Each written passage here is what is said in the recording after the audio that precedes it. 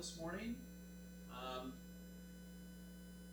as usual, I hope everybody is taking advantage of a beautiful day, getting a little bit of exercise, trying to maybe go for even if it's a short walk. It's always a great way to start your day. It's Mark, in case you've forgotten who I am. I did return. I went to see my family for a little bit.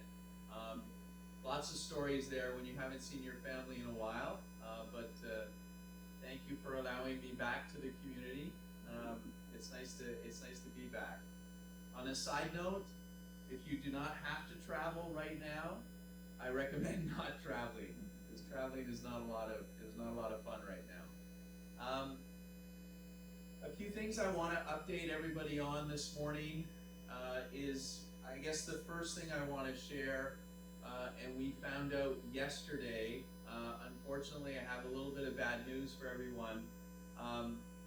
Our fitness coordinator, Cassie, is no longer with us here at the community. Cassie, for very personal reasons, is not able to continue in her role as fitness coordinator. In her brief time here, I think she was very appreciated by everyone, by the residents and by our staff. She's actually going to be leaving the state for, as I said, for personal reasons, and continuing her life outside of the state of Florida. So we're kind of back to recruitment for a fitness coordinator position. We'll keep you posted as we go through that process. We'll be working this week on some interim plans on how we can accommodate and help our residents through the transition. But once again, I'd like to share that we will miss Cassie. She was a great, energetic young lady. We wish her well in the future. Whatever those projects are, whatever that entails, we wish her all the best. A couple things I just wanted to follow up on. We continue to work on developing the timeline for the improvements to the remaining residential buildings. I know I've been talking about this for a while, but we're getting very close to being able to share with you what that timeline looks like, and where the contractor will go to redo, as we did in building 3, redo the other residential buildings. So we remain focused on providing you that timeline as soon as it becomes available to us. And then there's several other projects that we're working on finalizing with the help of our construction team through the Discovery Corporate Office. We're looking at some landscaping projects that will probably go later in the year after we get through storm season.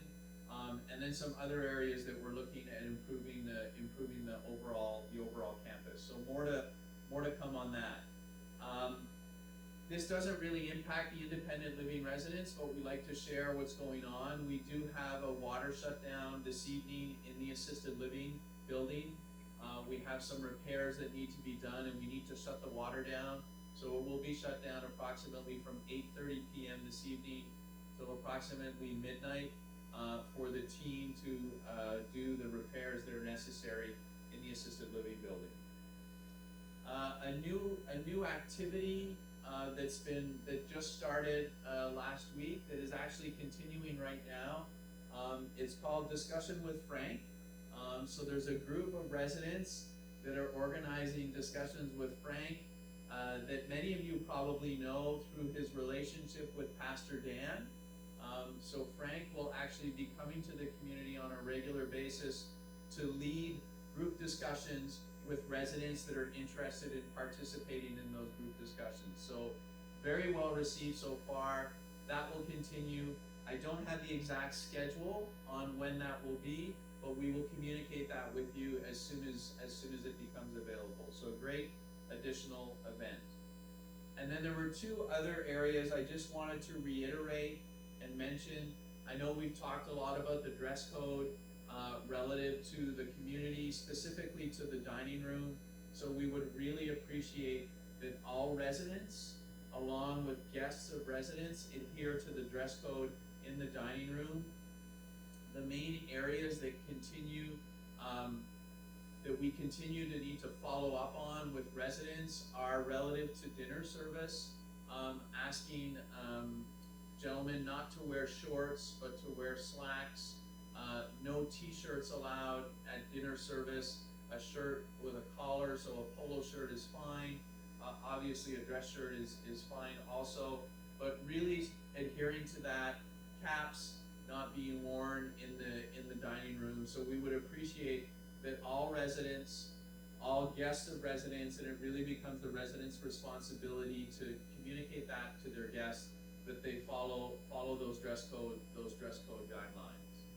And then the other area I wanted to touch on, we've just I think we've seen some improvement in this, but some of the trash receptacles that are located in our building lobbies and on the different floors, some residents have been putting food that's open, it's not bagged, it actually, they throw it in that receptacle, and that can create some odors and some issues if it's not removed immediately. So we would appreciate that any food trash be put in plastic bags, that they be disposed of tightly in those plastic bags. They can be put in, obviously, in the trash rooms, or if you keep the trash in your apartment, once every day, put that in the trash room. So we would appreciate if residents could pay particular attention to that.